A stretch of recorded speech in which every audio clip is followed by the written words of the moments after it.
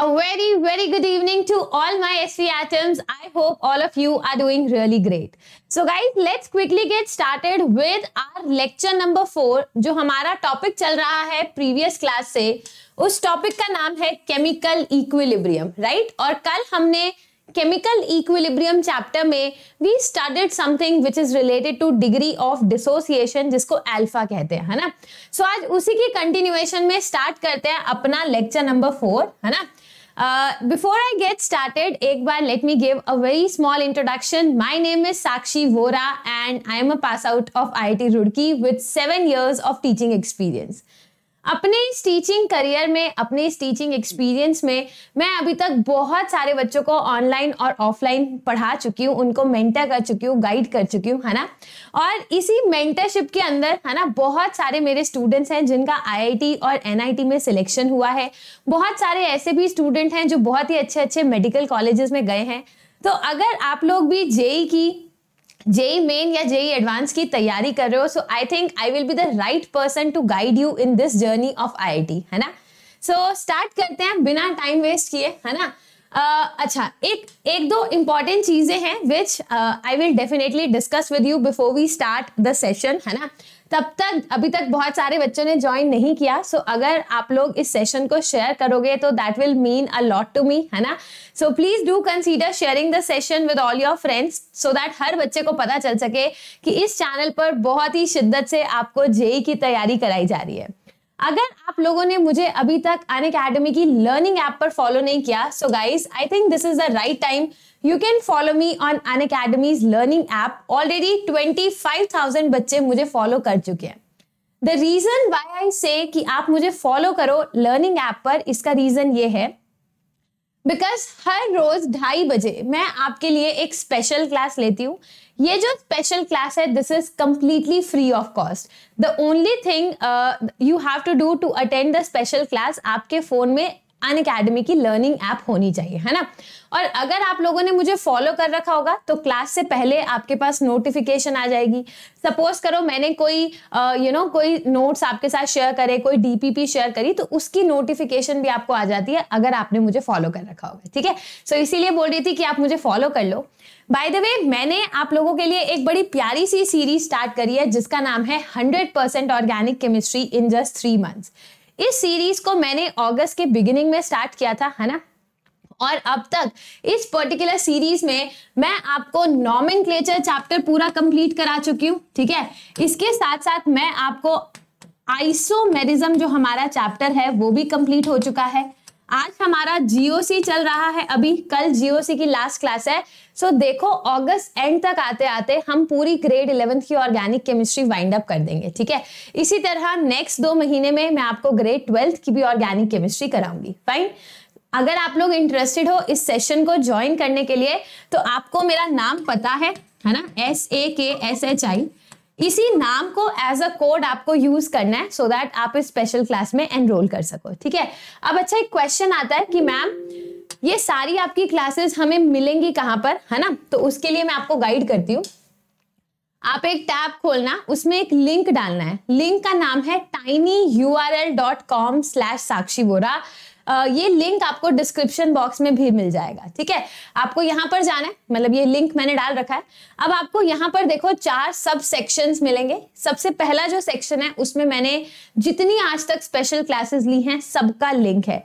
Like for example, जो organic chemistry in 3 months वाली हमारी सीरीज चल रही है उसमें नॉमेनक्लेचर, आइसोमेरिज्म, जीओसी की सारी क्लासेस हैं. इसी तरह मैंने परमाणु बैच में, जो ग्रेड 12th का मेरा बैच है, उसमें आज तक जितने सेशंस लिए हैं वो यहाँ पर अवेलेबल हैं. इसके साथ साथ सपोज आपके स्कूल एग्जाम्स आ रहे हैं, आपको एनसीईआरटी के क्वेश्चंस करने हैं, मोस्ट एक्सपेक्टेड क्वेश्चंस आप करना चाहते हो, you want to practise the previous year questions, है ना? आपको 1 शॉट देखना है किसी चैप्टर का. हर चीज आपको बस एक बार शीट को बड़े ध्यान से देखना है. हर sheet, you take the name, आप जो भी टॉपिक सर्च कर रहे होगे आई एम श्योर वो आपको इस पर्टिकुलर शीट में मिल जाएंगे, ठीक है। इसी के साथ साथ इस शीट में मैंने आपके साथ कुछ डीपीपी शेयर करी है। जैसे अभी हमारा नॉमेनक्लेचर और आइसोमेरिज्म कंप्लीट हो गया, उसकी डीपीपीज यहाँ पर मैंने शेयर कर रखी है, तो आप बेशक डीपीपी के क्वेश्चंस देख सकते हो, ठीक है। So this is the DPP that I have shared. आपको ये क्वेश्चंस ट्राई करने हैं, these are really really great question. आज जीओसी नहीं, कल हमारा जीओसी का चैप्टर कंप्लीट हो जाएगा, तो जीओसी की डीपीपी भी मैं यहाँ पर अपलोड कर दूंगी, ठीक है। सो देखो, आप लोग डेफिनेटली मेरे लाइव क्लासेस अटेंड करो स्पेशल के, है ना, और वहां पर मैं आपको डीपीपी दूंगी, क्वेश्चंस कराऊंगी। अब इसके बावजूद लेट्स से किसी बच्चे को ऐसा लगता है कि मैम हमसे क्वेश्चंस अभी नहीं बन रहे हैं, ठीक है, तो उसके लिए ताकि आपके क्वेश्चंस करने की जो प्रैक्टिस है ना, जो प्रैक्टिस क्वेश्चंस करने आपने वो स्ट्रांग हो जाए, मतलब आपके नेगेटिव मार्क्स ना आए, आप अच्छे से अच्छा स्कोर कर सको, उसके लिए आपको क्वेश्चंस की प्रैक्टिस करना जरूरी है। अब उन क्वेश्चन की प्रैक्टिस के लिए मेरा अपना एक प्लस पर कोर्स चल रहा है, जिसका वंस अगेन नाम है 100% ऑर्गेनिक केमिस्ट्री इन 3 months। ये बिल्कुल पैरेलल चल रहा है ना। जैसे अभी मैंने आपको स्पेशल क्लास पे ध्यान से देखो, जीओसी कंप्लीट हो जाएगा, चलो शुरू से ही देख लो। देखो, स्पेशल क्लास पे नॉमेनक्लेचर हमने किया, ठीक है, उसके बाद मैंने नॉमेनक्लेचर की यहाँ पर पूरी की पूरी आपको क्वेश्चंस करा दिए, जो डीपीपी यहाँ पर शेयर करी थी, उन डीपीपी के सॉल्यूशंस, एक्स्ट्रा क्वेश्चंस की प्रैक्टिस हम यहाँ करते हैं। फिर हमने स्पेशल क्लास पे आइसोमेरिज्म किया, और फिर हमने आइसोमेरिज्म का अभी हमारा प्लस का कोर्स चल रहा है, ठीक है, कल हमारी लास्ट क्लास है, प्लस का कोर्स कंप्लीट हो जाएगा। फिर अब हम जीओसी स्पेशल पर कंप्लीट कर लेंगे, फिर हम जीओसी के क्वेश्चंस प्रैक्टिस स्पेशल क्लास पर प्लस पर करने वाले हैं। सो अगर आप लोग इंटरेस्टेड हो तो डेफिनेटली आप मेरे प्लस के कोर्स में भी एनरोल कर सकते हो, ठीक है ना। चलिए, अच्छा एक और चीज, अगर आप प्लस पर आना चाहते हो तो आपके पास बहुत सारे फीचर्स हैं। वैसे मैं आपको लास्ट में इन सब के बारे में एक्सप्लेन कर दूंगी, बट स्टिल एक बार क्विक थोड़ा सा आपको बता देती हूँ प्लस के बारे में। अगर आप अनअकैडमी का प्लस सब्सक्रिप्शन खरीदते हो तो आपको लाइव क्लासेस का एक्सेस मिलता है, और सिर्फ एक टीचर या एक बैच का एक्सेस नहीं मिलेगा, आपको अनलिमिटेड एक्सेस मिलता है। आप किसी भी टीचर से किसी भी बैच में पढ़ सकते हो, ठीक है, क्योंकि क्लासेस लाइव होती हैं। तो यहाँ पर जो क्वेश्चंस पूछे जाते हैं, है ना, सपोज आपको किसी में डाउट है, आप हैंड रेज करो, टीचर्स आपको कंट्रोल देंगे, आप वॉइस चैट कर सकते हो, टीचर के साथ अपनी आवाज में अपने क्वेश्चंस डिस्कस कर सकते हो। तो एक बड़ा अच्छा कनेक्ट भी बनता है टीचर के साथ, है ना। क्लास में वो पढ़ाई के माहौल के साथ साथ कॉम्पिटिटिव माहौल भी होता है ना। तो बहुत अच्छे फीचर्स हैं। इसके साथ साथ आपका हर वीक एक टेस्ट होता है। अब जब हर वीक टेस्ट होता है तो आपकी परफॉर्मेंस आप हर वीक एनालाइज कर सकते हो, वो बैकलॉग वाली प्रॉब्लम नहीं आती है ना। जिन बच्चों के बैकलॉग चल रहे हैं उनके लिए सेपरेट बैचेस हैं, लेट बैचेस भी यहाँ पर हैं, अर्ली बैचेस भी हैं। आपको मतलब ये देखना है कि which batch which teacher suits you the most, उस टीचर को आप फॉलो कर सकते हो, ठीक है। इसके साथ साथ हमारे यहाँ पर there is another kind of subscription जिसको हम बोलते हैं आइकॉनिक सब्सक्रिप्शन। आइकॉनिक में आपको प्लस के सारे फीचर्स के साथ साथ पर्सनल गाइडेंस, आपको एक गाइड मेंटर, है ना, असाइन किया जाता है, जो टाइम टू टाइम आपको गाइड करते हैं, आपके पेरेंट्स के साथ बात करते हैं, ठीक है। आपको प्रॉपर स्टडी प्लानर प्रोवाइड किया जाता है। इसके साथ अगर आप जल्द से जल्द, I mean let's say with in a day और 2 आइकॉनिक का सब्सक्रिप्शन खरीदते हो, तो जो अनअकैडमी का स्टडी मटेरियल है वो भी फ्री ऑफ कॉस्ट आपको प्रोवाइड किया जाता है, ठीक है। खैर, ये कुछ इन्फॉर्मेशन थी। प्राइजेस के बारे में आप लास्ट में देख लेना, है ना। यहाँ पर मैंने प्लस के प्राइजेस मेंशन कर रखे हैं। इस स्लाइड पर मैंने आइकॉनिक के डिफरेंट ड्यूरेशन के प्राइजेस मैंने मेंशन कर रखे हैं, ठीक है। बस आपको एक छोटी सी चीज बताती हूँ, जितना इंफॉर्मेशन हम टीचर्स के पास है, प्राइजेस बढ़ने वाले हैं। वो आज बढ़े, कल बढ़े, राखी के बाद बढ़े, आई डोंट नो, है ना, but prices are going to be increased very soon. So this is the time जब मिनिमम प्राइस चल रहा है। अगर आप लोग इंटरेस्टेड हो, एक बड़ा प्यारा सा ऑफर अभी और चल रहा है। लेट्स से अगर आज या कल में कोई बच्चा 1 या 2 साल का सब्सक्रिप्शन खरीदता है तो आपको 2 महीने का subscription totally free of cost मिलता है। This is a really great deal, है ना, अ really great offer in itself. बाकी आपको मेरा कोड पता है ना, जब आप सब्सक्रिप्शन खरीदो तो आप इस कोड को यूज कर सकते हो, आप ये ऑफर भी अवेल कर सकते हो। इसके साथ साथ आपको 10% डिस्काउंट भी मिल जाएगा, ठीक है। ओके, सो ये कुछ इंफॉर्मेशन थी जो मेरे ख्याल से आपके साथ डिस्कस करनी थी मुझे, है ना। अब हम स्टार्ट करते हैं अपना आज का टॉपिक। आज की class I told you is in continuation with जो हमने पिछली क्लास ली थी, ठीक है। मैंने आपको के इक्विलिब्रियम के बारे में बहुत सारे क्वेश्चंस करे, डिग्री ऑफ डिसोसिएशन के क्वेश्चंस हमने करे। आज मैं आपको दो ऐसे क्वेश्चंस, दो ऐसे टॉपिक्स कराने वाली हूं जो टोटली जेईई एडवांस के लिए हैं। मतलब आप जेईई एडवांस के प्रीवियस ईयर क्वेश्चंस उठा के देखो, वहां पर ये क्वेश्चंस आपको मिल जाएंगे। अब एक फैक्ट है ना, जनरली जेईई मेन के जो क्वेश्चंस होते हैं somehow you know they are influenced by the question जो जेईई एडवांस में कभी ना कभी पूछे जाते हैं। तो पहले के जमाने में जेईई एडवांस में इस पर्टिकुलर टॉपिक से थियरी वाले क्वेश्चंस पूछे गए थे, तो अब बहुत ज्यादा प्रोबेबिलिटी है कि इसी क्वेश्चन को वो थोड़ा सा शॉर्ट करके इसी कॉन्सेप्ट से वो क्वेश्चन एमसीक्यू मतलब जेईई मेन में पूछ सकता है। So I hope you all are ready for this kind of question. सबसे पहले स्टार्ट करते हैं a special case of K equilibrium. ध्यान से देखना, आपको याद है मैंने बताया था कि जो के इक्विलिब्रियम होता है it basically tells us about the extent of reaction,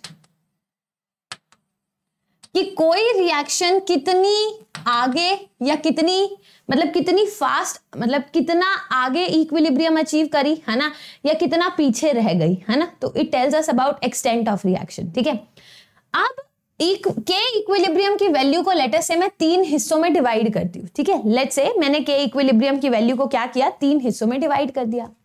एक हो गया हमारा very low value of K equilibrium, very low value of K equilibrium. एक मैंने डिफाइन किया very high value of K equilibrium. ठीक है, और एक मैंने डिफाइन किया जहां पर मतलब मिडल में आ रहा है, ना तो बहुत लो है ना बहुत हाई है। ठीक है, मिडल में मान लो मैंने लगभग मान लिया वेरी लो का मतलब मान लिया 10 raised to the power -3 से less, lesser than 10 raised to the power -3। अगर किसी क्वेश्चन में आपको के की value less than 10 raised to the power -3 दे रखी है। वेरी हाई का मतलब अगर जो वैल्यू हमें क्वेश्चन में गिवन है that is greater than 10 raised to the power 3, मतलब 1000 से बड़ी है या 1/1000 से बहुत कम है वैल्यू। ठीक है, और इनके बीच में अगर कोई है, ठीक है, ये 3 हिस्से कर लिए। अगर कभी आपको क्वेश्चन में very low value of K equilibrium दिखाई देता है तो आप फुल ऑन अप्रोक्सीमेशन यूज करोगे। क्वेश्चन को सिंप्लीफाई करने के लिए हमें अप्रोक्सीमेशन लगानी पड़ती है, और अगर वैल्यू ऑफ के बहुत ज्यादा हाई है तब भी हम बड़े आराम से अप्रोक्सीमेशन को यूज करेंगे। अब आपका क्वेश्चन होना चाहिए थियोरी तो ठीक है मैम, अब आप बताओ अप्रोक्सीमेशन क्यों यूज करेंगे और अप्रोक्सीमेशन कैसे यूज करेंगे, है ना। सो इस चीज को हम समझते हैं विद द हेल्प ऑफ एक question. So let me discuss one question for all of you. बड़े ध्यान से देखना, आपके पास एक रिएक्शन है, ठीक है, जहां पर रिएक्टेंस जो है R1, चलो R1 R2 से कंफ्यूज होने की बजाय हम ABCD ही ले लेते हैं। ठीक है, हमारे पास एक रिएक्शन है जहां A gas B gas plus C gas में कन्वर्ट हो रही है। ठीक है, एक रिएक्शन हमें गिवन है जहां A B प्लस C में कन्वर्ट हो रहा है। ठीक है, अब इस रिएक्शन के लिए हमें क्वेश्चन में गिवन है जो K इक्विलिब्रियम है वो 10 raised to the power 6 हमें गिवन है। ठीक है, जो K इक्विलिब्रियम की वैल्यू है, K इक्विलिब्रियम मतलब Kc की वैल्यू हमें यहां पर गिवन है 10 raised to the power 6 moles per litre. ठीक है, अब उसने ये पूछा है कि सपोज करो आपने इनिशियली 0.1 मोल ऑफ A लिया था, T is equal to 0 पे 0.1 molar A is given to us in the question। Question में हमें बोल रखा है एक रिएक्शन है A to form B plus C जिसका K इक्विलिब्रियम कितना दे रखा है 10 raised to the power 6 moles per litre. ठीक है, उस क्वेश्चन में आपको गिवन था कि शुरू में आपने A कितना लिया 0.1 मोलर। ठीक है, अब आपको ये बताना है कि जब इक्विलिब्रियम आएगा तो what is the concentration of A। Question ये है, you have to calculate the concentration of A at equilibrium. Suppose करो आपके पास ये क्वेश्चन पूछा गया, डेटा यहां पर दे दिया मैंने, अब ये क्वेश्चन हमसे पूछा गया। अब हम इस क्वेश्चन को कैसे सॉल्व करेंगे ये हमें बड़े ध्यान से देखना है। ध्यान से देखना, जब भी आपको क्वेश्चन में, मैं आपको एक शॉर्टकट सिखाती हूं, जब भी आपको क्वेश्चन में, ठीक है, कहीं भी के इक्विलिब्रियम मेंशन्ड हो तो सबसे पहले देखो उसकी वैल्यू कितनी है। अगर वो 1000 से ज्यादा है, 10⁻³ से ज्यादा है, तो चौकन्ने हो जाओ अपने दिमाग में, मतलब चमक जाना चाहिए कि यहां पर कुछ स्पेशल केस है, मतलब it should click in your mind कि कुछ स्पेशल होने वाला है। अगर k इक्विलिब्रियम की वैल्यू 10⁻³ से कम है तो भी चमक जाना चाहिए कि something special is going to be there in the question. तो यहां पर आपको k इक्विलिब्रियम की वैल्यू 10⁻³ से 1000 गुना ज्यादा दिखाई दे रही है, मतलब कुछ स्पेशल होने वाला है। इसको बड़ा बड़ा सर्कल में लिख लिया करो सो दैट आपको याद रहे कि कुछ स्पेशल केस है, ठीक है। आगे वैसे ही प्रोसीड करो जैसे आप करते हो। तो दोबारा लिख लेते हैं, ए गैस किस में कन्वर्ट हो रहा है, it is converted to B gas plus C gas. सही बात है, हेलो हेलो हेलो, सही बात है, ठीक है। अब देखो t इज इक्वल टू 0 पे ये कितना गिवन था, 0.1, ये कुछ भी नहीं, ये कुछ भी नहीं गिवन था, ठीक है। अब t is equal to t equilibrium पे हम क्या करते हैं, x तोड़ देते हैं। तो लेट अस से ये बचा कितना, 0.1 माइनस x, ये कितना बना x, ये कितना बना x। किसी को ब्लैक वाला जो मैंने लिखा है उसमें कोई प्रॉब्लम होनी तो नहीं चाहिए, है ना, दिस इज ओके। अब एक बात बताओ, अगर मैं भूल जाऊं कि कुछ स्पेशल केस है या नहीं तो हम कैसे प्रोसीड करेंगे। आप बोलोगे मैम k इक्विलिब्रियम को लिखो b की कॉन्सेंट्रेशन, c की कॉन्सेंट्रेशन डिवाइडेड बाय a की कॉन्सेंट्रेशन, ऐसे ही लिखना चाहिए। k इक्विलिब्रियम की वैल्यू कितनी, 10⁻6 is equal to x into X divided by 0.1 minus X, कुछ ऐसा आना चाहिए, है ना। अब इसको सॉल्व करोगे तो क्या आ जाएगा, 10⁻6 into 0.1 minus X will be equal to x²। फिर आएगा 10⁻5 minus 10⁻6 into X minus x² is equal to 0।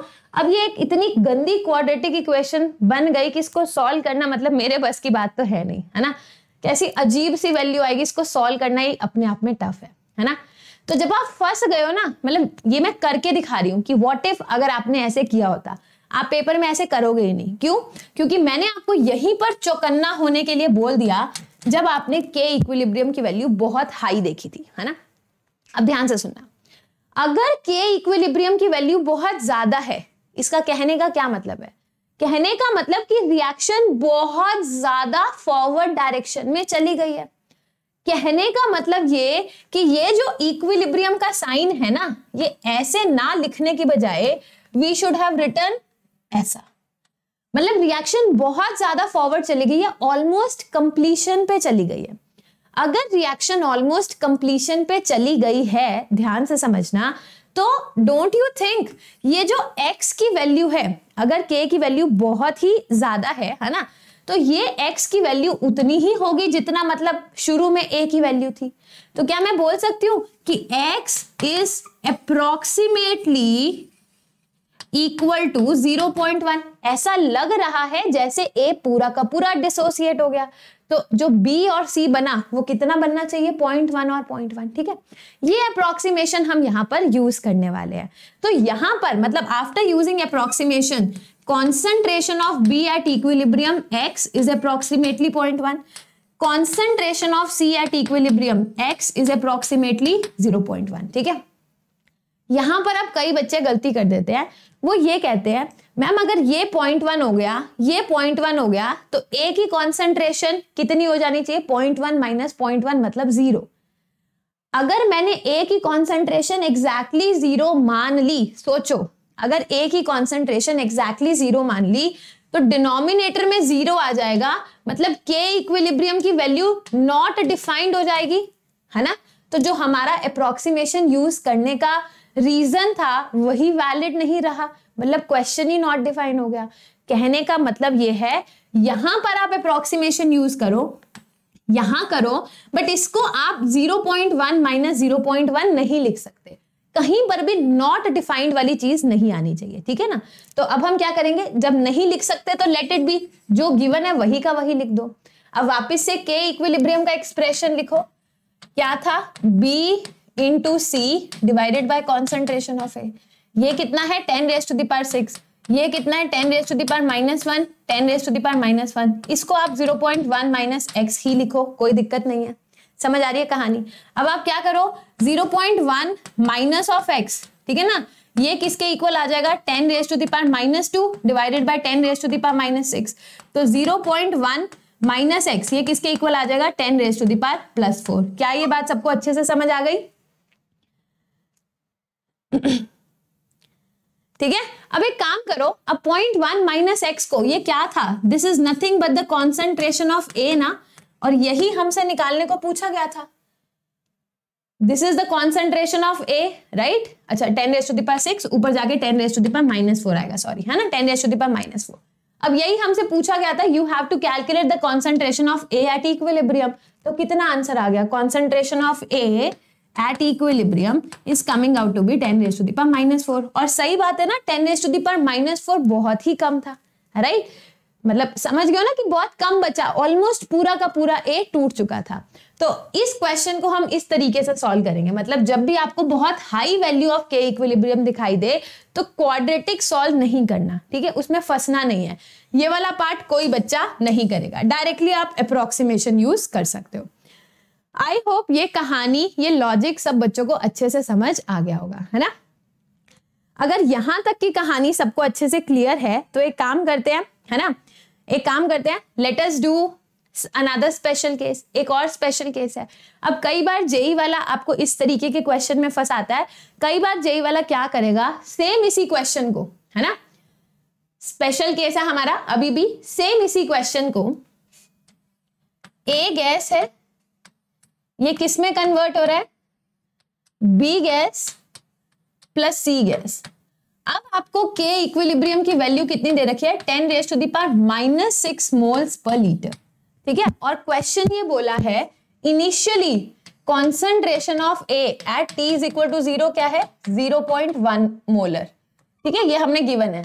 और उसने कहा है concentration of A at equilibrium आपको पता करनी है। Suppose this is the question, उसने ये करने को बताया, एंड और क्वेश्चन ऐड कर दो, उसने बोला concentration of B at equilibrium बताओ, concentration of C at equilibrium, मतलब उसने कहा इक्विलिब्रियम कॉन्सेंट्रेशंस निकाल के बताओ, ठीक है, ये क्वेश्चन है। अब आपको क्वेश्चन को देख के कभी भी घबराना नहीं है कि पता नहीं कैसा क्वेश्चन आ गया, चिल मारो। सबसे पहले ये देखो कि के इक्विलिब्रियम की वैल्यू हमें कितनी दे रखी है। हमने देखा के इक्विलिब्रियम की वैल्यू है 10⁻⁻⁶ मोल्स पर लीटर। 10⁻⁻⁶ समझ रहे हो, 1 डिवाइडेड बाय 1,0,0,0,0,0,0 जो बहुत ही कम वैल्यू है ना। And if it is such a low value, मतलब आपके दिमाग में चमक जाना चाहिए कि there is something special which is going to happen, कुछ स्पेशल केस होगा। तो अभी तो मतलब कूल माइंड से आप क्वेश्चन को करोगे। कैसे करेंगे, ए गैस किसमें कन्वर्ट हो रहा है, B gas plus C gas, सही बात है। जब t इज इक्वल टू 0 था तो a की कॉन्सेंट्रेशन कितनी, 0.1, नथिंग। जब t is equal to t equilibrium आया, a की कॉन्सेंट्रेशन कितनी, 0.1 माइनस x, ये कितनी x, ये कितनी x। क्या ये बात सबको अच्छे से समझ आई, क्या ये बात सब लोग को अच्छे से समझ आई। अब ध्यान से देखो, अब हमें क्वेश्चन में क्या निकालना था, के इक्विलिब्रियम, ये दे रखा है, तो कैसे लिखेंगे, b की कॉन्सेंट्रेशन इंटू सी की कॉन्सेंट्रेशन बाय a की कॉन्सेंट्रेशन, ऐसे लिखेंगे।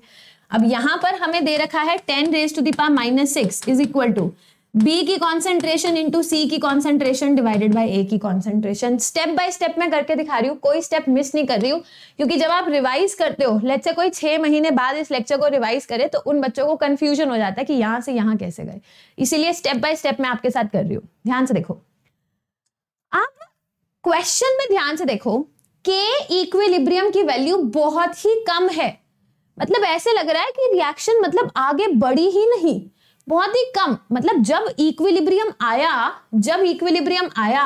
तो ये जो हमारा इक्विलिब्रियम का साइन है वो कुछ ऐसा सा है, आगे तो बढ़ी ही नहीं, बैकवर्ड वाली रिएक्शन ज्यादा है, समझ रहे हो, मतलब the extent of reaction is very very less. और अगर ऑलमोस्ट रिएक्शन हुई ही नहीं तो क्या मैं बोल सकती हूँ कि ये जो x की वैल्यू है दिस इज अप्रोक्सीमेटली 0। ऐसे लग रहा है ना कि रिएक्शन बढ़ी ही नहीं। अब मैं यहां पर तो 0 कर सकती हूँ क्योंकि 0.1 माइनस 0 से कोई फर्क नहीं पड़ेगा, बट मैं यहां पर x को 0 और x को 0 नहीं रख सकती, क्योंकि अगर मैंने यहां पर x को 0 रख लिया तो 0 into 0 divided by 0.1, overall answer 0 आ जाएगा, विच इज नॉट वैलिड, है ना। तो आपको अप्रोक्सीमेशन यूज करनी है, बट समझदारी के साथ, मान रहे हो।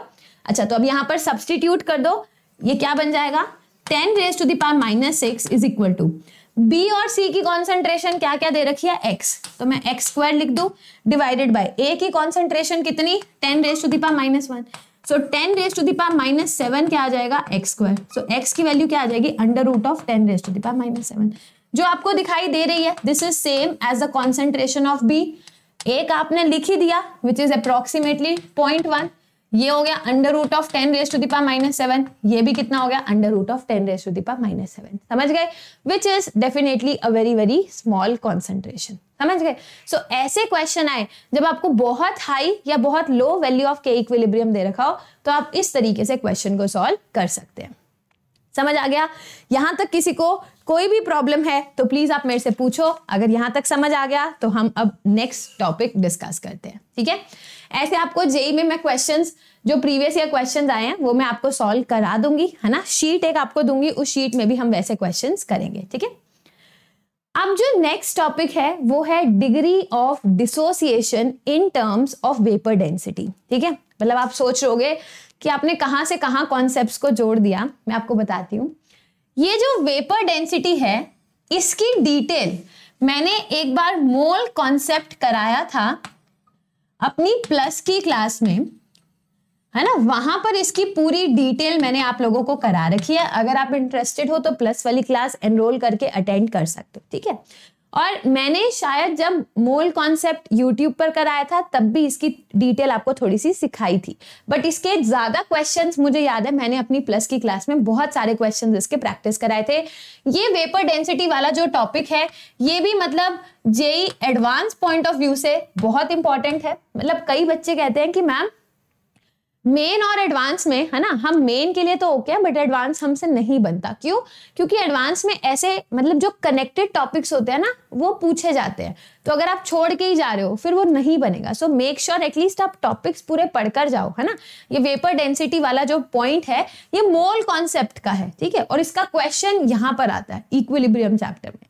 So you should know these connecting topics because advance का जो पेपर आएगा उसमें कोई भी क्वेश्चन एक पर्टिकुलर चैप्टर से नहीं बनता। मतलब रेयरली ऐसे क्वेश्चंस होते हैं जो सिर्फ एक ही चैप्टर से उसने डेटा निकाला हो, कुछ डेटा एक से कुछ दूसरे, कम से कम 2 चैप्टर्स को मिला के एडवांस के क्वेश्चंस बनाए जाते हैं, ठीक है।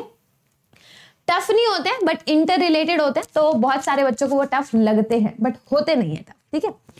ओके, अब हम बात करते हैं कि डिग्री ऑफ डिसोसिएशन, ये जो अल्फा है ना, अल्फा, इसको वेपर डेंसिटी की टर्म्स में कैसे लिख सकते हैं? How can we write the vapour density, मतलब जो डिग्री ऑफ डिसोसिएशन है उसको वेपर डेंसिटी की टर्म्स में कैसे लिख सकते हैं? मैं आपको एक एग्जांपल बताती हूँ, ठीक है। सबसे पहले आपको एक गैसियस रिएक्शन लेनी है, ध्यान से इसके कुछ पॉइंट समझना। पहले थियोरी कराती हूँ फिर जेई के क्वेश्चंस कराऊंगी। आपके पास एक गैसियस सिस्टम होना चाहिए, गैसियस सिस्टम होना चाहिए, मतलब जो फॉर्मूला मैं आपको डिराइव कराने वाली हूं, है ना, या तो आप वो फॉर्मूला डायरेक्टली रट सकते हो, अगर जेई में आया तो डायरेक्टली फॉर्मूला बेस्ड क्वेश्चन आएगा, अगर एडवांस में आया तो जिस तरीके से मैं फॉर्मूला डिराइव करूंगी आपको डेरिवेशन याद रखनी है, क्योंकि एडवांस वाला कभी भी डायरेक्ट फॉर्मूला बेस्ड आपको क्वेश्चन नहीं देगा, बट मेन वाला बहुत बार डायरेक्टली फॉर्मूला बेस्ड क्वेश्चन दे सकता है। सो if you can remember you know the formula also, that is good for you, but for advance you need to do the whole derivation। ध्यान से समझना। Suppose करो मेरे पास एक गैसियस सिस्टम है, gaseous system मतलब जिसमें मेरे all reactants and products ये क्या है? गैसेज है। all the reactants and products are gases। और जो गैसियस सिस्टम है ना वो पता है कैसे से दिखाई देता है कि उसमें एक पर्टिकुलर गैस है ना, वो डिसोसिएट हो रही है। 1 mole of gas is getting dissociated to n moles of other gas. या तो वो ऐसा सा सिस्टम हो या वो ऐसा सिस्टम हो। ए गैस है वो किस में डिसोसिएट हो रही है? बी गैस में प्लस सी गैस में प्लस डी गैस में, लाइक दिस। जो मैं फॉर्मूला डिराइव कर रही हूं वो इस पर्टिकुलर सिस्टम के लिए है। मतलब 1 मोल गैस का आगे n मोल्स ऑफ सेम या डिफरेंट गैसेस में डिसोसिएट हो रहा है, समझ गए? मतलब इस पर्टिकुलर रिएक्शन को मद्देनजर रखते हुए हम ये फॉर्मूला की डेरिवेशन करने वाले हैं, ठीक है। अब हमने क्या किया, बड़े ध्यान से समझना। सपोज मेरे पास R गैस है, ठीक है, और ये किस में टूट रही है, n प्रोडक्ट्स में टूट रही है, और सारे के सारे प्रोडक्ट्स हमें किस में दे रखे हैं, they are given to us in the gaseous state. ठीक है, अब मान लो जब t इज इक्वल टू 0 था तो हमें गिवन है कि ये कितना है, a मोल्स है, ये कुछ नहीं, हमें ये t इज इक्वल टू 0 पे a मोल्स गिवन था और वो कुछ नहीं। ठीक है, अब जब t is equal to t equilibrium आया, मान लो डिग्री, क्योंकि मैं DOD निकाल रही हूं तो मुझे डिग्री ऑफ डिसोसिएशन को कंसीडर करके चलना पड़ेगा। तो मान लो a अल्फा टूट गया तो बचा कितना, a माइनस a अल्फा, और ये बन गया कितना, n इंटू a अल्फा। ये बात सबको अच्छे से क्लियर हो गई, बना कितना n a अल्फा और बचा कितना था, a माइनस a अल्फा। ये बात सबको समझ आ गई। ठीक है, अब ध्यान से देखना, ये जो रिएक्शन है ये एक डब्बे में कराई जा रही है ना, एक डब्बे में क्लोज्ड सिस्टम में रिएक्शन होगी। जिस क्लोज सिस्टम में रिएक्शन होगी उसमें रिएक्टेंट्स भी हैं, उसमें प्रोडक्ट गैसेस भी है ना। बट अगर आप उस डब्बे को दूर से देखो, ये भी आइडियल गैस की तरह बिहेव कर रही है, ये भी आइडियल गैस की तरह बिहेव कर रही है, तो जब दूर से आप उस डब्बे को देखोगे आप ये तो नहीं कह पाओगे ना मैम R का मॉलिक्यूल यहाँ है और P का मॉलिक्यूल यहाँ है, नहीं ना। दूर से देखोगे तो आपको ऐसा लगेगा कि एक ही गैस भरी हुई है ना। मतलब जो मिक्सचर ऑफ गैस है उसको आप एक ही गैस की तरह कंसीडर करोगे, ऑल्दो उस गैसियस मिक्सचर में कुछ R है कुछ P है, बट आपको दूर से देखने पे लगेगा कि अच्छा एक पर्टिकुलर गैस है ना। अब जो मिक्सचर गैस बनी, कल को मैं आपको कहूं कि बताओ, या आप इस तरीके से समझ सकते हो, ये एक इक्विलिब्रियम मिक्सचर बन गया, एक गैस का इक्विलिब्रियम मिक्सचर बन गया। मान लो यहां पर जो कंडीशंस हैं उनको मुझे यहां पर क्रिएट करना है बाय टेकिंग अ गैस जिसका मोलर मास हो m मिक्सचर। मतलब मैं इन दोनों को रिप्लेस करना चाह रही हूं from with one particular gas, एक ही गैस के साथ रिप्लेस करना चाह रही हूं। तो बताओ उस गैस का मोलर मिक्सचर क्या होगा। तो हम किसी भी सब्सटेंस का मोलर मास कैसे निकालते हैं, तो ध्यान से देखो, मोलर मास का क्या फॉर्मूला होता है, सोच के बताओ, the total mass divided by the total number of moles, है ना। The total mass divided by total moles, की टोटल मास कितना है ऊपर बाय टोटल मोल्स कितना है, यही तो मोलर मास, एवरेज मोलर मास निकलता है ना। अब क्योंकि ये मिक्सचर का है तो आप इसके पैरों में लिख दो m मिक्सचर। तो मोलर मास ऑफ मिक्सचर कैसे करेंगे, टोटल मास कितना देखना, a minus a alpha into molar mass of R into molar mass of reactant plus n a alpha into molar mass of product whole divided by the total number of moles, मतलब a minus a alpha plus n a alpha. क्या ये बात सबको अच्छे से समझ आ गई? Is this thing clear to everyone? ठीक है, एक ये पॉइंट हो गया कि मतलब एवरेज मोलर मास आप कैसे निकाल सकते हैं, कि जो मिक्सचर बना उसका मोलर मास आप किस तरीके से निकाल सकते हैं। ठीक है, पॉइंट नंबर 2, क्या अच्छा कई क्वेश्चंस जो होते हैं, मैं आपको सीरियसली बता देती हूँ, उनमें क्या गिवन होता है, किसका मोलर मास गिवन होगा, जैसे N2O4 ये है और ये NO2 है, तो दोनों का मोलर मास आपको गिवन होगा। तो यहां से N2O4 का मोलर मास आपको पता है, NO2 का मोलर मास पता है। शुरू में लेटर से A मोल्स, जैसे 5 मोल्स दे दिए तो A की वैल्यू आपको पता होगी। ठीक है, अल्फा की वैल्यू भी वो आपको दे देगा, ये भी पता होगा, Na अल्फा सब पता होगा, ये भी सब पता होगा, तो आपका मोलर मास मिक्सचर का आराम से निकल आएगा।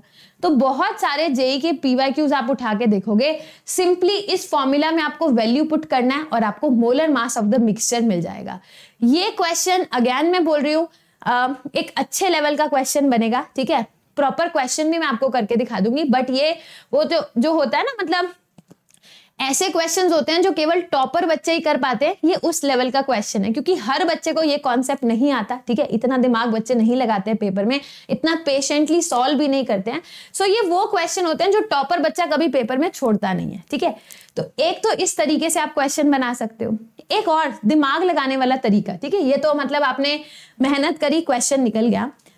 एक और जो मैं आपको चीज बताती हूँ, एक इक्विलिब्रियम है, मतलब केमिकल इक्विलिब्रियम है ना। अब उस केमिकल इक्विलिब्रियम को क्लोज कंटेनर में हम करा रहे हैं, तो उसमें मास तो बाहर गया नहीं, तो क्या मैं बोल सकती हूँ कि इस पूरे इक्विलिब्रियम के दौरान जो मास है, या आप जिसको बोलो जो वेट है, वो कंजर्व है।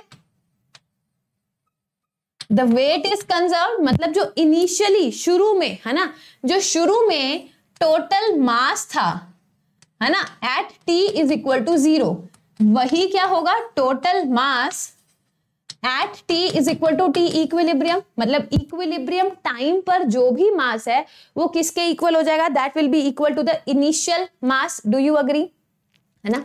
अब एक बात बताओ, t इज इक्वल टू 0 पे मास था तो किसकी वजह से था, सिर्फ r की वजह से था ना, क्योंकि t इज इक्वल टू 0 पे तो प्रोडक्ट था ही नहीं, तो इसकी वजह से मास कितना, a है ना, a moles multiplied by the molar mass of reactant, this is equal to the mass initially and this will be same as mass of mixture at time t is equal to t equilibrium। क्या ये सही बात है, तो ये जो हमारी equation आई थी, this is the mass at equilibrium, equilibrium पे मास किसके इक्वल हो जाएगा, so लिखना the molar mass of mixture is equal to a times the molar mass of reactant, है ना, molar mass of reactant whole divided by a minus a alpha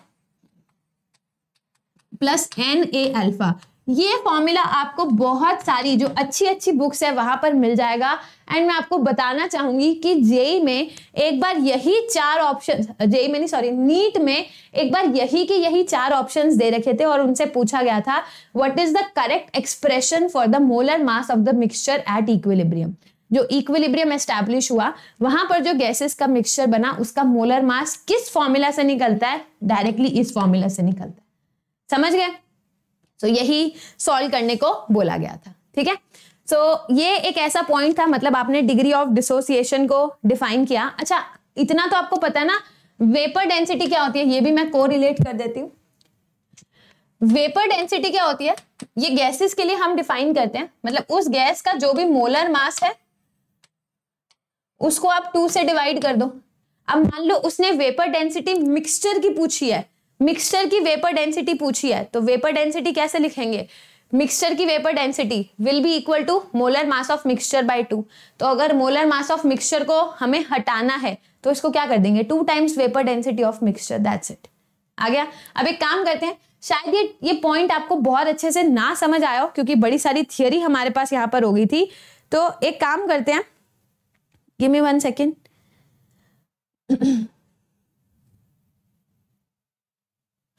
ठीक है, एक काम करते हैं, हम एक क्वेश्चन करके देखते हैं, है ना। इस क्वेश्चन से मेरे ख्याल से आपको बहुत सारे जो कॉन्सेप्ट्स हैं वो इजीली क्लियर हो जाएंगे। एक क्वेश्चन लिखो, हमारे पास एक गैस है, ठीक है, ए,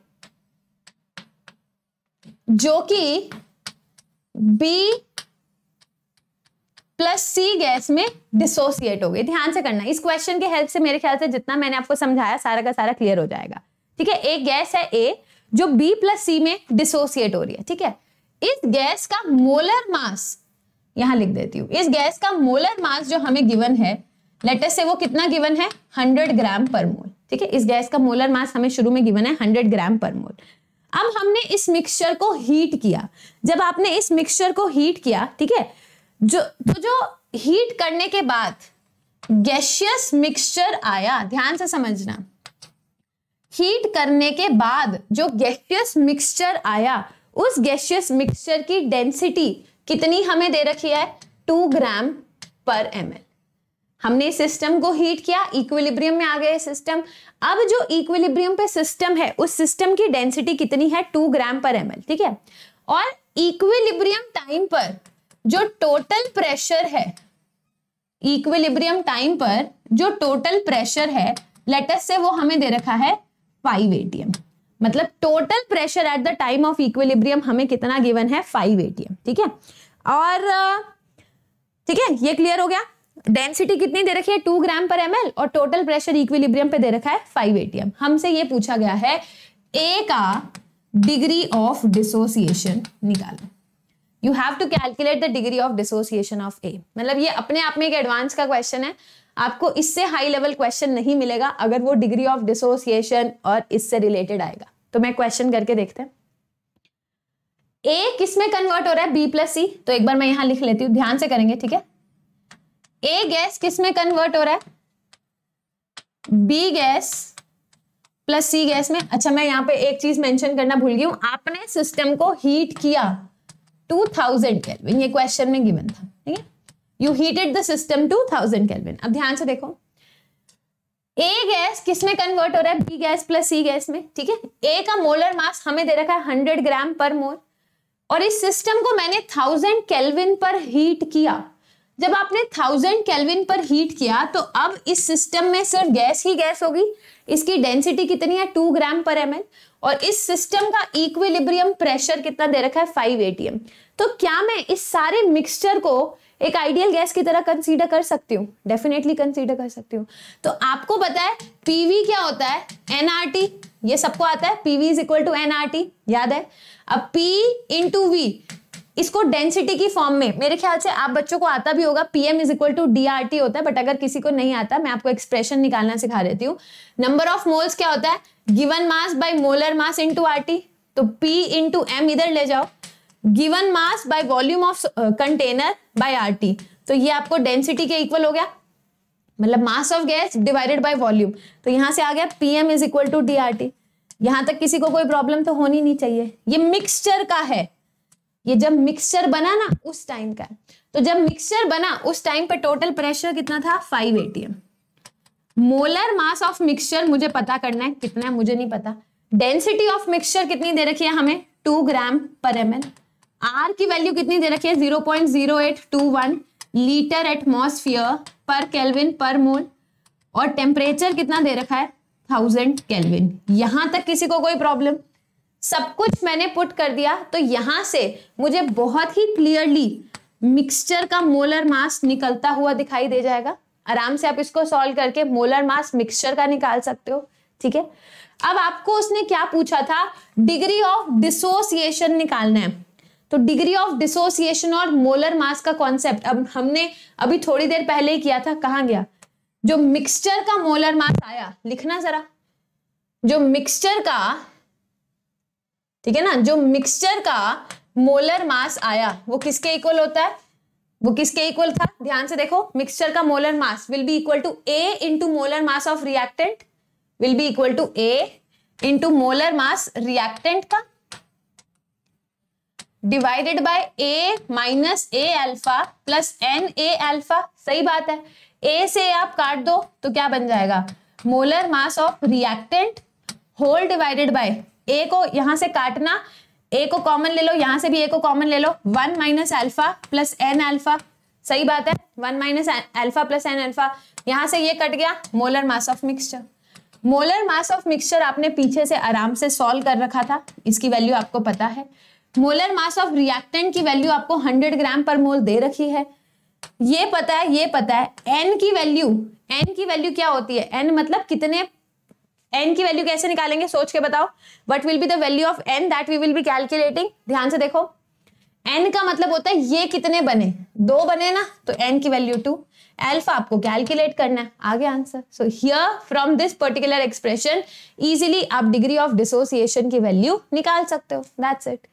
मैंने बोला ना, ये मतलब एडवांस लेवल का क्वेश्चन है, आपको मेन में ऐसे क्वेश्चन बहुत ही रेयरली मिलेंगे। कल को वो ये कहता instead of molar mass of mixture, है ना, शायद उसने डायरेक्टली वेपर डेंसिटी के बारे में कुछ आइडिया दे रखा होता, तो भी आप ऐसे ही प्रोसीड कर सकते थे। समझ गए? मतलब ये एक, वो कहते हैं ना, कनेक्टिंग टॉपिक है, 2-3 चीजों को कनेक्ट करके एक क्वेश्चन पूछा जा सकता है। फाइन, यहां तक की कहानी सबको अच्छे से समझ आ गई है? तो बताओ, फिर हम आगे प्रोसीड करते हैं।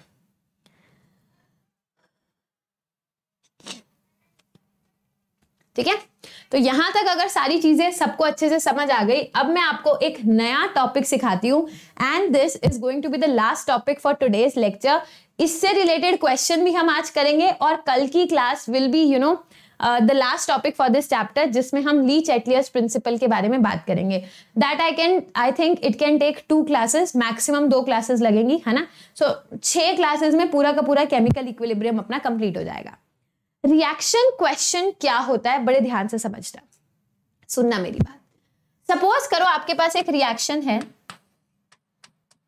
ए गैस प्लस बी गैस, ये C gas plus D gas में एक इक्विलिब्रियम में एस्टैब्लिश्ड है A plus B to form C plus D. ठीक है, मैंने आपको क्या सिखाया, अगर आपको K इक्विलिब्रियम निकालना है, मतलब इक्विलिब्रियम पर प्रोडक्ट्स की और रिएक्टेंट्स का जो रेशियो है वो आप कैसे लिखोगे, concentration of C at equilibrium, concentration of D at equilibrium divided by concentration of A at equilibrium divided by concentration of B at equilibrium। ये जो रेशियो आता है इसी को हम क्या नाम दे देते हैं, we call it as K equilibrium। सही बात है ना। सपोज करो अभी जब मैंने रिएक्शन में A और B डाला, ठीक है, वो धीरे धीरे C और D में कन्वर्ट होना शुरू हो गई, है ना। अभी इक्विलिब्रियम एस्टैब्लिश नहीं हुआ, ठीक है, अभी हम इक्विलिब्रियम टाइम पे नहीं है।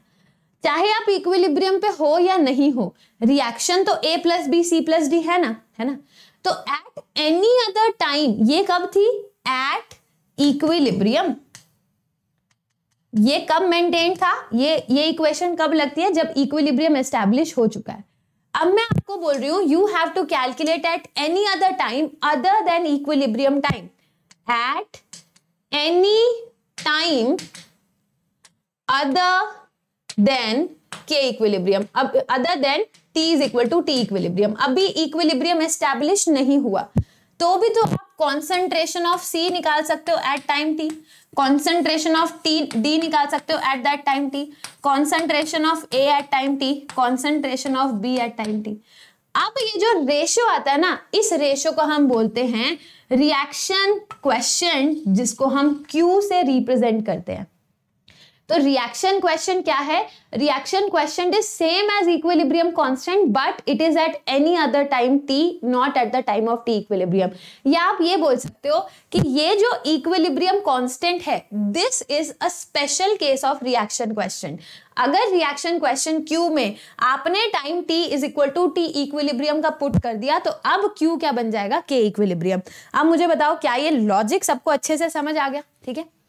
अब आप सोच रहे होगे मैम एट द मतलब एंड ऑफ द चैप्टर आपने ये क्यू डिफाइन ही क्यों किया, what is the use of this Q reaction question. ध्यान से देखो, रिएक्शन क्वेश्चन हमें क्या बताता है, it tells us about the direction,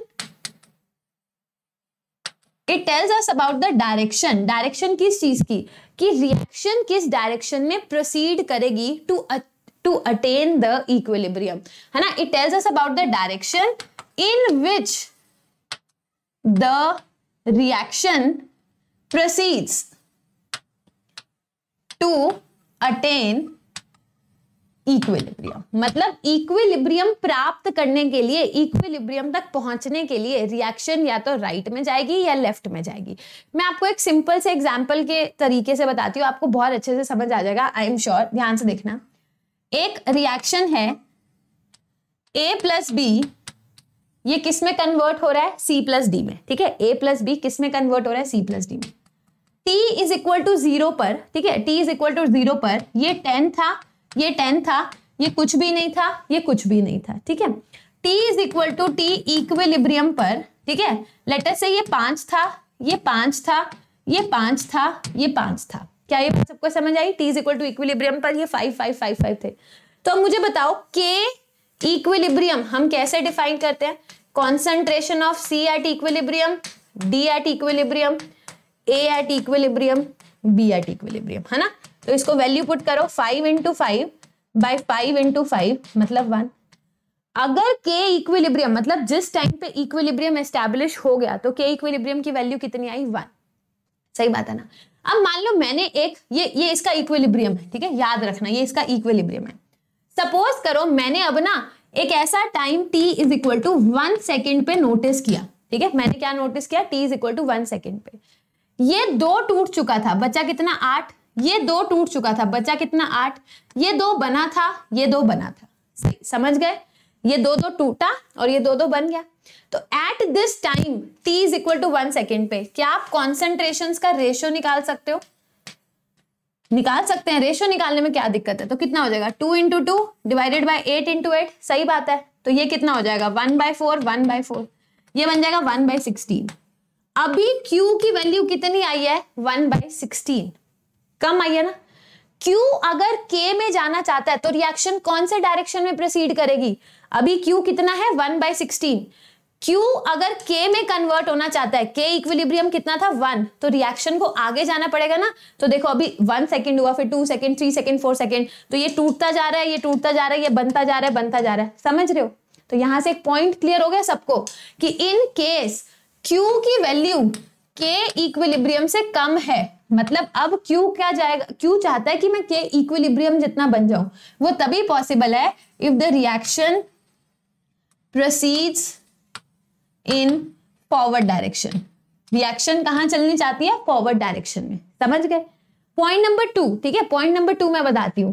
मान लो अगर Q की वैल्यू K इक्विलिब्रियम से ज्यादा आती, कल हमने कैसा क्वेश्चन किया था कि Q की वैल्यू K इक्विलिब्रियम से लेट्स से ज्यादा आ रही है, इसका मतलब अब वो पीछे आना चाह रहा है। कोई भी रिएक्शन चाहती है कि मैं इक्विलिब्रियम तक चली जाऊं, है ना? तो अगर Q की वैल्यू ज्यादा है तो वो रिएक्शन कहां आएगी? बैकवर्ड आएगी। रिएक्शन प्रोसीड्स इन बैकवर्ड डायरेक्शन, समझ गए?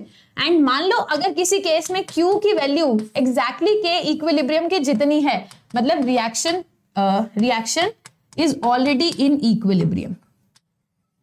रिएक्शन क्या कहां है? Already in equilibrium. क्या ये बात सबको अच्छे से समझ आई? Is this question clear to everyone? ठीक है, अब इस क्वेश्चन का चलो जल्दी जल्दी 2-3 मिनट और पढ़ते हैं, है ना? I have a class after this. इस क्वेश्चन का मैं एक जेई का प्रीवियस ईयर क्वेश्चन आपको कराती हूं, ठीक है? बड़ा प्यारा सा क्वेश्चन था, ये PYQ है, ठीक है? ये देखो क्वेश्चन है, ये जेई का क्वेश्चन है।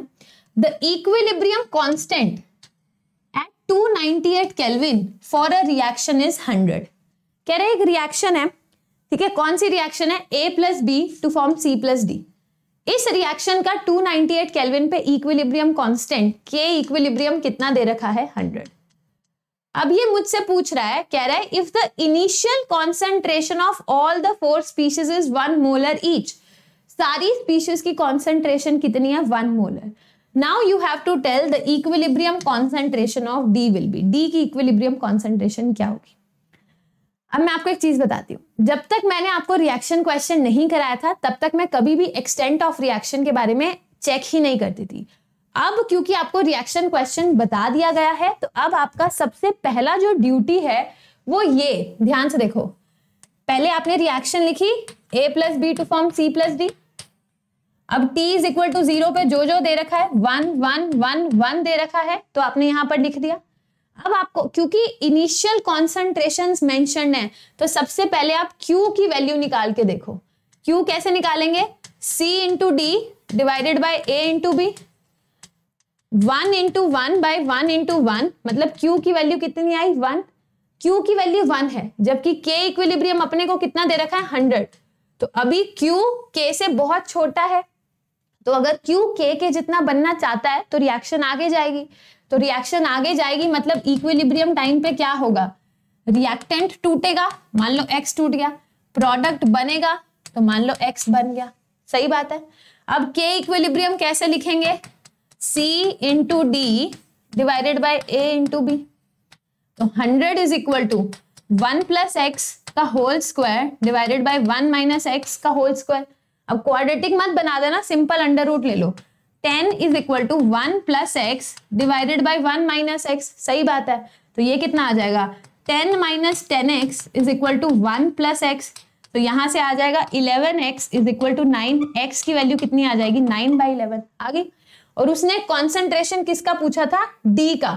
तो जब D का कॉन्सेंट्रेशन पूछा है तो कितना? 1 प्लस 9/11। सॉल्व करो, आंसर आ जाएगा। समझ गए? मतलब आगे से आप जितने भी क्वेश्चंस करो पहले चेक कर लेना कि एट द पॉइंट जहां आपको कॉन्सेंट्रेशंस गिवन है, क्या आप उस पॉइंट में इक्विलिब्रियम से पहले हो या इक्विलिब्रियम से बाद में हो। सपोज करो यहां पर, है ना, सपोज करो यहां पर जो वैल्यूज हैं वो हमें इस तरीके से दे रखी होती। Q इक्विलिब्रियम कितना दे रखा है? इक्विलिब्रियम कितना है? 100। तो मान लो आपको वैल्यूज दे रखी होती, ये 1000 है, ये 10 है, ये 1 है, ये 1 है। सपोज करो इस तरीके से वैल्यू दे रखी होती, तब भी आप ये नहीं करते मैम ये 1 minus x 1 minus x 1 plus x 1 plus x. तब हम ऐसे नहीं करते। तब हम कैसे करते कि अच्छा पहले Q निकालो। सो 1000 इंटू 10/1, फिर पता चल रहा है कि अरे ये तो 10⁴ है, which is very very greater than 100, मतलब अब रिएक्शन बैकवर्ड आएगी। तो आप प्रोडक्ट्स में से माइनस करते हैं, मतलब आप यहां लिखते 1000 minus x, 10 minus x, 1 plus x, 1 plus X. तो ये आपको चेक करना जरूरी है, क्योंकि अब से मेन और एडवांस में, क्योंकि मैं आपको रिएक्शन क्वेश्चन बता चुकी हूं, तो वो आपको यहां पर बहुत आसानी से फंसा सकता है। ठीक है, चलो खैर आज की डिस्कशन यहीं पर वाइंड अप करते हैं। आई will be teaching you more such questions may be in the next lecture, है ना। अभी आज के लिए यहीं पर वाइंड अप कर देते हैं, ठीक है। सो गाइज आई होप आज की क्लास सबको अच्छी लगी। आज की क्लास जो थी वो थोड़ी सी एडवांस ओरिएंटेड थी, है ना। और एंड इवन जो बच्चे मेन के लिए पूरे फोकस के साथ प्रिपेयर करते हैं, उनको ये वाले कोई भी टॉपिक मिस नहीं करने थे। इफ यू वांट, जब मैं आपको प्रीवियस ईयर क्वेश्चंस कराऊंगी तो आज की क्लास में जो टॉपिक्स हमने करे हैं उससे रिलेटेड PYQs में कराऊंगी, बिकॉज ये एडवांस का टॉपिक है, तो डेफिनेटली आपको प्रैक्टिस की जरूरत है, ठीक है। चलो, तो साथ ही साथ मैं आपको बता देती हूँ, कल वंस अगेन मेरी 2:30 बजे स्पेशल क्लास है, जो मैंने आपका कोर्स स्टार्ट किया है 100% ऑर्गेनिक केमिस्ट्री इन 3 months। कल उसकी 2:30 बजे हमारी स्पेशल क्लास है। ये स्पेशल क्लास फ्री है, बस आपको कोड यूज करना है। सो आप मेरा कोड यूज कर सकते हो Sakshi to attend this special class, है ना। इस स्पेशल क्लास का लिंक आपको कहाँ मिलेगा? डिस्क्रिप्शन बॉक्स में एक tinyurl.com/sakshi vora करके शीट का लिंक है। उस शीट के लिंक में मैंने सारी स्पेशल क्लासेस के लिंक दे रखे हैं, ठीक है। बाय द वे फिजिकल और इनऑर्गेनिक तो मैं यूट्यूब पर ही पढ़ाऊंगी, तो उसकी आपको टेंशन लेने की जरूरत नहीं है। आप स्पेशल का देखो, इस महीने पहले नॉमेनक्लेचर कंप्लीट कराया मैंने, आइसोमेरिज्म कंप्लीट कराया। अब कल हमारा GOC का लास्ट लेक्चर है, ये कंप्लीट हो जाएगा, है ना। और फिर हाइड्रोकार्बन्स हमारा कंप्लीट हो जाएगा, तो मंथ एंड तक पूरी 11th की ऑर्गेनिक हो जाएगी। इसके साथ साथ आप देखो पैरेलली मैंने प्लस का कोर्स भी यहाँ पर लगा रखा है। सो प्लस के कोर्स में जो मैंने आपको स्पेशल क्लास में पढ़ाया, उसमें मैं आपको DPP शेयर करती हूँ, ठीक है। आप DPP ट्राई करो। अगर आपको लगता है कि DPP आपसे आराम से सॉल्व हो रही है, कोई टेंशन नहीं है, किसी की हेल्प की जरूरत नहीं है, दैट इज ग्रेट। बट अगर आपको लगता है कि इतनी थियरी पढ़ने के बाद भी आपकी DPP सॉल्व नहीं हो रही है, so I think you should definitely take किसी भी टीचर की हेल्प, चाहे मेरे से पढ़ो या किसी भी टीचर से। तो इसी चीज को सॉल्व करने के लिए, ताकि आपको क्वेश्चंस में कभी प्रॉब्लम ना आए, मैंने एक प्लस का कोर्स स्टार्ट कर रखा है, जहां मैं आपको पूरी केमिस्ट्री कराने वाली हूँ, ऑर्गेनिक केमिस्ट्री 3 महीने में। बट यहाँ पर हम क्वेश्चन ओरिएंटेड पढ़ाई करते हैं। DPP के solution, practice questions, previous year questions, ये सारी चीजें हम डिस्कस करते हैं अपनी प्लस की क्लासेस में। अब प्लस पर ऐसा नहीं है कि लेट्स से किसी बच्चे ने सिर्फ मेरी ही क्लास अटेंड करने के लिए आपने सब्सक्रिप्शन लिया, ऐसा नहीं होता। जब आप प्लस का सब्सक्रिप्शन खरीदते हो तो आपको अनलिमिटेड एक्सेस मिलता है, आप किसी भी टीचर से किसी भी बैच में पढ़ाई कर सकते हो। तो अनअकैडमी पर you have this power, you have this freedom कि आप अपने पसंद के टीचर से पढ़ो। ऐसा नहीं है कि if you are not scoring good, आपका एक सब्जेक्ट में या एक टेस्ट में मार्क्स अच्छा नहीं आया, आपको बैच से निकाल दिया जाता है, ऐसा यहाँ पर कुछ नहीं है ना। आप कंसिस्टेंटली मेहनत करो, जिस टीचर के साथ आपको समझ आ रहा है आप उन टीचर की सारी क्लासेस अटेंड कर सकते हो, ठीक है। प्लस क्योंकि लाइव क्लासेस होती है, तो आप अपने डाउट्स भी टीचर से क्लास के बीच में पूछ सकते हो, है ना। और टीचर्स आपके एक्स्ट्रा डाउट रिमूवल सेशंस भी कंडक्ट कराते हैं, तो वहां भी आपको टेंशन की कोई बात नहीं है, आपके डाउट साथ साथ हो जाते हैं। हर टीचर स्टडी मटेरियल सब कुछ प्रोवाइड कर ही देता है क्लास में, तो आपको इधर उधर से मतलब फिर बुक्स वगैरह खरीदने की भी जरूरत नहीं पड़ती, बिकॉज टीचर्स अपने नोट्स, हैंड रिटन नोट्स, है ना, मेन क्वेश्चन सब शेयर करते हैं। प्लस इसके साथ साथ आपको हर वीक टेस्ट देना होता है ना। ये all India level test series है, तो अगर आप टेस्ट में एनरोल करते हो तो आपको पता चलता है कि आपने इस हफ्ते में जितनी पढ़ाई करी उतना उसका आपको कितना आता है, कितना और पढ़ने की जरूरत है, ठीक है। तो प्लस अपने आप में एक फुल फ्लेजेड, मतलब मैं कहती हूँ पूरा कोर्स है, पूरा पैकेज है, ठीक है। बट जैसा कि आप लोग जानते हो, ये जो एज है आपकी, जब आप 11th 12th में होते हो, या अगर किसी बच्चे ने अर्ली स्टार्ट किया है 9th 10th में, या किसी बच्चे ने ड्रॉप लिया है, तो इस एज में मतलब we are not mature enough to take a decision, है ना। हर चीज की मतलब मुझे कौन सी बुक में से पढ़ना है, मुझे ड्रॉप लेना है या नहीं, मुझे एक दिन में कितनी पढ़ाई करनी चाहिए, अगर टेस्ट में मार्क्स कम आ गए, now what should I do, how should I change my strategy, how should I prepare a strategy, how should I make a time table. ऐसे क्वेश्चंस बहुत बार हमारे माइंड में आते हैं, एंड हम लोग फिर इधर उधर यूट्यूब वीडियोस देख देख के टाइम वेस्ट करते हैं। I have seen so many students like that, है ना। तो आप ऐसे मत करो, मैं आपको बिल्कुल लॉजिकल बात बताती हूँ। You can go for iconic subscription, जो अनअकैडमी आपको प्रोवाइड कर रहा है। इसमें आपको प्लस के सारे फीचर्स मिलेंगे, साथ ही साथ यू गेट पर्सनल गाइडेंस। आपको एक पर्सनल कोच, एक पर्सनल मेंटर असाइन किया जाएंगे, ठीक है, जो through out your 1 year 2 year 3 year subscription जितना भी आपने लिया है, थ्रू आउट योर सब्सक्रिप्शन आपको गाइड करेंगे। साथ ही साथ आपको जो भी टेस्ट हुआ उसकी एनालिसिस प्रोवाइड करेंगे, है ना, आपको स्टडी प्लानर दिया करेंगे। प्लस अगर आज या कल में आपने सब्सक्रिप्शन खरीदा आइकॉनिक का, तो आपको स्टडी मटेरियल जो अनअकैडमी का है वो भी फ्री मिलेगा। You don't have to pay anything extra for that as well, ठीक है। अब आपको सोचना है, मतलब whether you need help of any teacher और not.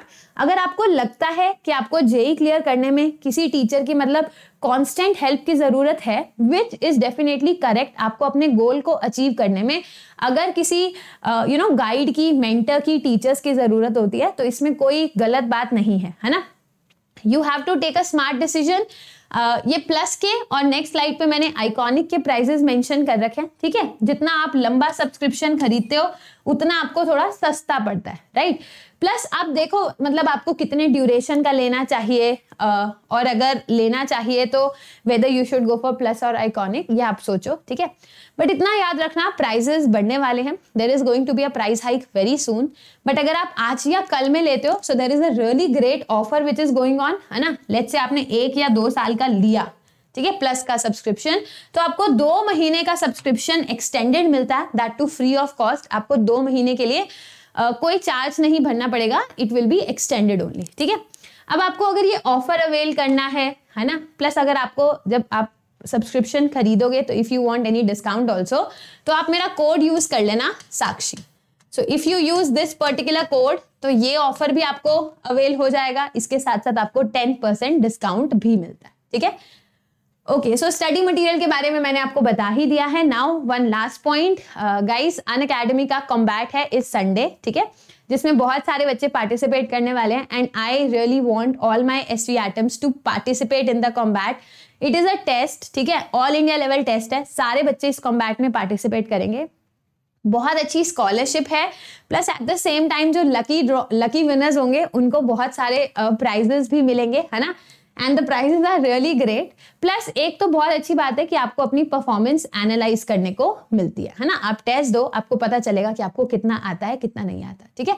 So I really want all of you to enrol for this particular test, and again enrol करने के लिए you can use this code, है ना, सो दैट आप enrol कर सको।